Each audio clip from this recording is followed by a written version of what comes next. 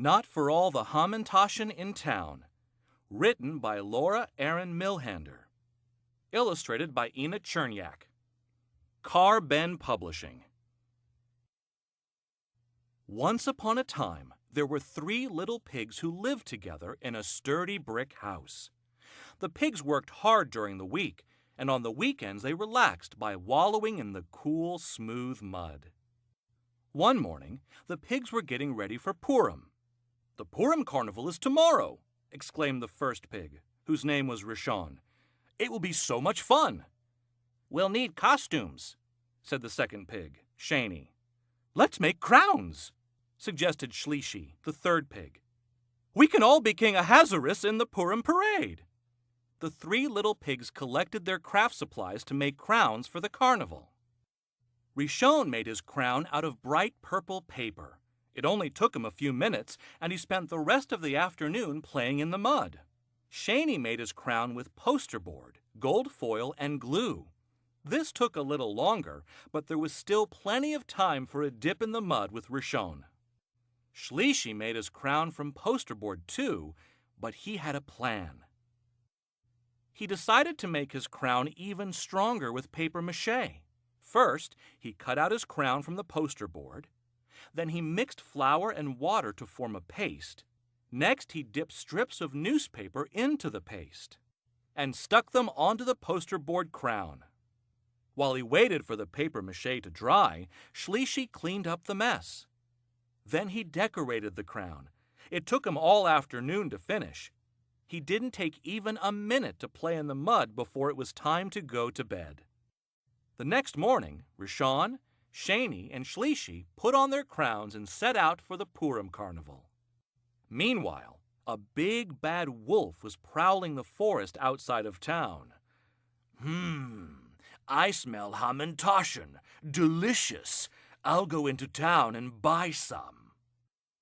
When the little pigs reached the carnival, they squealed in delight. The street was packed with game booths, prize tables, and food stands. Music, cheering, and laughter echoed all around. Everybody, young and old, was dressed in every imaginable costume. "Let's split up and explore," said Rishon. "We can meet by the Hamantaschen stand in a little while." So the little pigs all ran off in different directions. When the wolf arrived in town, everyone who saw him gasped and ran away in fear. The wolf was used to this, but he began to worry. Big bad wolves would not be welcome at the Purim carnival. What if no one would sell him a Hamantaschen? The wolf noticed the bright and lively costumes everybody was wearing. "If I had a costume, no one will recognize me," he said to himself. "Then no one will be afraid of me, and I'll be able to buy a Hamantaschen." He had to find a costume quickly. It was too late to make a costume, but perhaps he could steal one. He came upon Rishon, who was helping to collect baskets of mishloach manot for tzedakah. The wolf leaped in front of Rishon and growled, little pig, give me your crown." "Not for all the Hamantaschen in town," exclaimed Rishon. "Then I'll huff and I'll puff and I'll blow your crown off." And that's just what he did. The crown, made only of paper, flew off Rishon's head. But before the wolf could grab it, the crown was caught by the passing breeze and disappeared down the street. The wolf gave a small, sad howl and rushed off in search of another costume. The wolf spotted Shani, who was decorating a Megillah cover at the craft table. The wolf bounded up to Shani and snarled, little pig, give me your crown." "Not for all the Hamantaschen in town," cried Shani. "Then I'll huff and I'll puff and I'll blow your crown off." And that's just what the wolf did. Cardboard is stronger than paper, but after the second puff, the crown flew off Shani's head. Before the wolf could grab it, some children ran past and trampled it beneath their feet. The wolf sighed and ran off again. The wolf noticed Shlishi among a crowd of children practicing making noise with their groggers.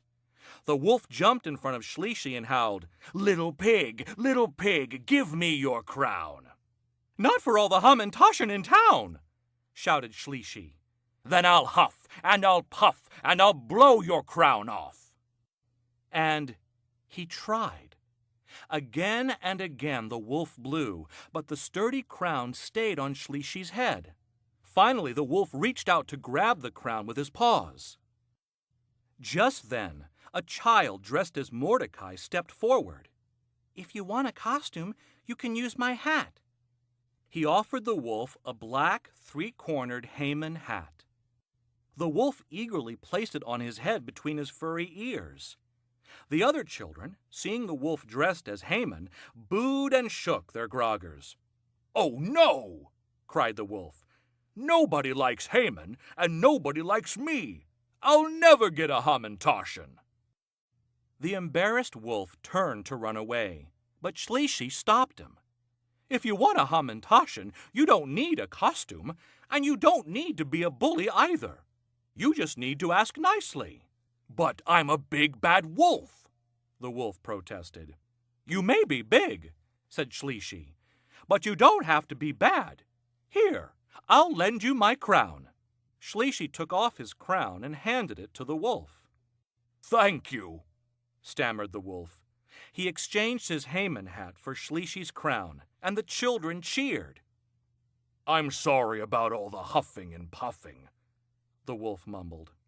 "We forgive you," said a lamb dressed as Queen Esther. "Come on, the Hamantaschen stand is this way."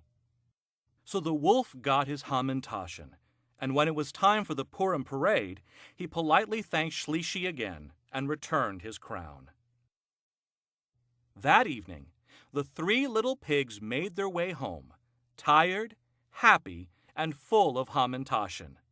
But only Shlishi still had his wonderful crown.